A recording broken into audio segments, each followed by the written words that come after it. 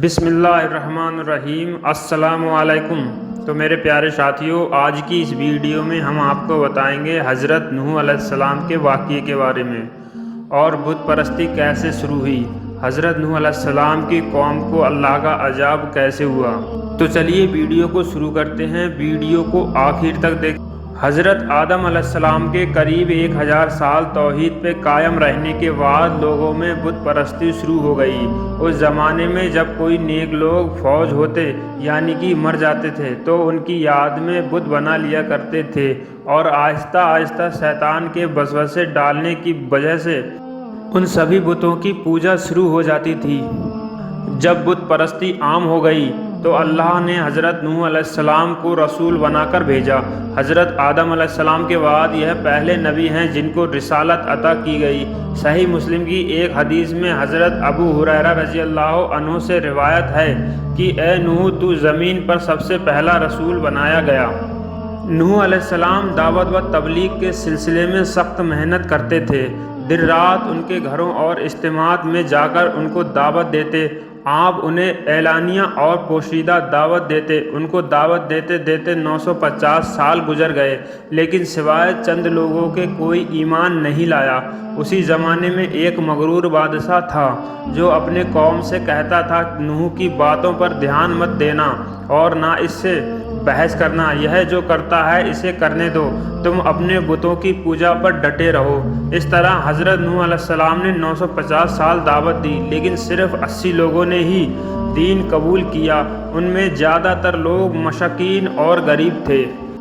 جب حضرت نوح علیہ السلام اپنے قوم کے اس برتاؤ سے عزازت ہو گئے اور اللہ سے فریاد کی اور یہ دعا کی، اے پروردگار، یہ میرا کہنا نہیں مانتے، ان لوگوں کی سنتے ہیں جن کی اولاد اور مال نے فائدہ نہیں دیا، الٹا نقصان پہنچایا، اور انہوں نے مجھے ستانے میں کوئی کسر نہ چھوڑا۔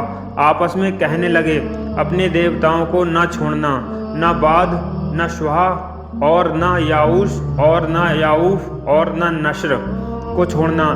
ان لوگوں نے بہت سارے لوگوں کو گمراہ کر ڈالا۔ پروردگار، تو ایسا کر کہ یہ ظالم اور زیادہ گمراہ ہو جائیں۔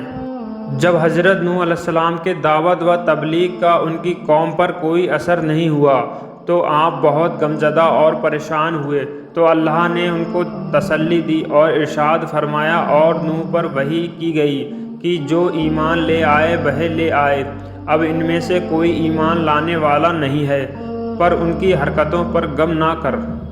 اللہ تعالیٰ نے حضرت نوح علیہ السلام کو ہدایت فرمائی کہ ایک کشتی تیار کرو تاکہ حاضری اصحاب کے اعتبار سے وہ اور پکے مومن اس عذاب سے بچے رہیں۔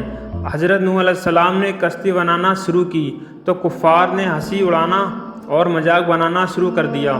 آخرکار نوح علیہ السلام کی کشتی بن کر تیار ہو گئی۔ کشتی بنانے میں 100 سال کا وقت لگا، اور اب اللہ کے وعدے اور عذاب کا وقت قریب آیا۔ اللہ کے عذاب کی پہلی نشانی یہ ہوئی کہ پانی کا چشمہ ابلنا شروع ہوا۔ تب اللہ نے اپنی وحی کے ذریعے حضرت نوح علیہ السلام کو حکم دیا کہ کشتی میں اپنے خاندان والوں کو اور جتنے بھی ایمان لا چکے ان کو سوار کر لیں، اور تمام جانوروں کے ایک ایک جوڑے کو بھی سوار کر لیں۔ حکم کے مطابق جب سارے سوار ہو گئے اور زمین پر صرف نافرمان ہی بچ گئے تو اللہ نے آسمان کو حکم دیا کہ پانی برسائے، اور زمین کو حکم دیا کہ وہ پوری طرح سے ابل پڑے۔ دھیرے دھیرے پانی میں طغیانی آئی اور پانی کا بڑھنا شروع ہوا۔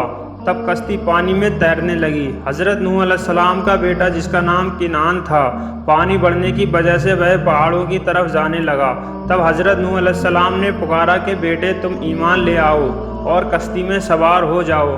تب بیٹے نے جواب دیا کہ میں اس پہاڑ پہ چڑھ جاؤں گا اور بچ جاؤں گا۔ نوح علیہ السلام نے کہا، آج اللہ کے عذاب سے کوئی بھی نہیں بچ سکتا۔ پھر ایک پانی کی موج نے اسے ڈبا دیا۔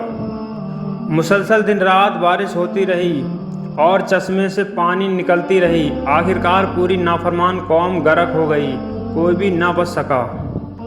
اللہ تعالیٰ اگر اس دن کسی پر رحم کرتا تو ایک عورت پر رحم کرتا جو بچے کو لے کر بھاگ رہی تھی۔ کوئی پناہ کی جگہ ملے اور میں بچ جاؤں، اور وہ بھاگتے بھاگتے ایک اونچے پہاڑ پر چڑھی جس سے اونچا پہاڑ کوئی اور نہ تھا۔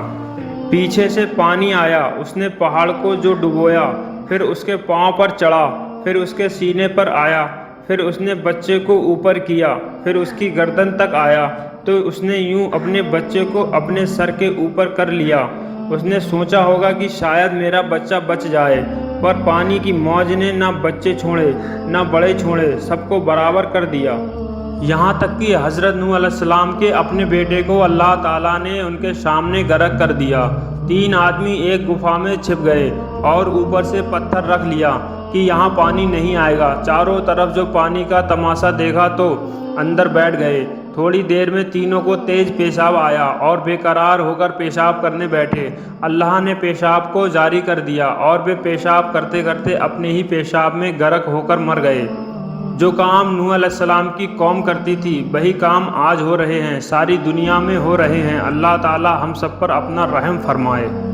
بعض روایت میں ہے کہ نوح علیہ السلام کی کشتی 6 مہینے پانی پر رہی، اور بعض روایت سے معلوم ہوتا ہے کہ 10 محرم کو نوح علیہ السلام کشتی سے نیچے اترے۔ آخر اللہ کے حکم سے طوفان رک گیا اور آسمان سے پانی برسنا تھم گیا۔ اللہ نے زمین کو حکم دیا کہ سارے پانی کو نگل لے، چنانچہ زمین نے سارا پانی نگل لیا۔ کشتی جوندی نمی پہاڑی پر ٹھہر گئی۔ حضرت نوح علیہ السلام کشتی سے باہر نکلے، اس وقت اولاد آدم میں سے کوئی زندہ نہیں بچا سوائے ان لوگوں کے جو کشتی پر سوار تھے۔ بعد میں حضرت نوح علیہ السلام کے 3 بیٹے ہوئے۔ نمبر 1 شام۔ شام کی اولاد سفید رنگ والے تھے۔ عرب اور بنی اسرائیل شام کی اولاد ہوئے۔ نمبر 2 حام۔ حام کی اولاد شیعہ کالے رنگ کے تھے۔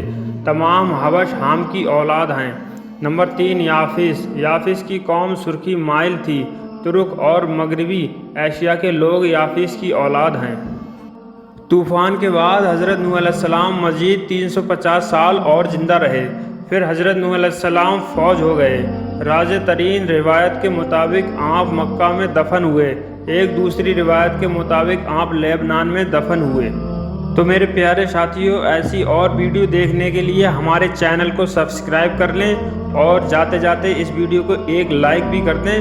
تو ملتے ہیں اگلی ویڈیو میں، تب تک کے لیے اللہ حافظ۔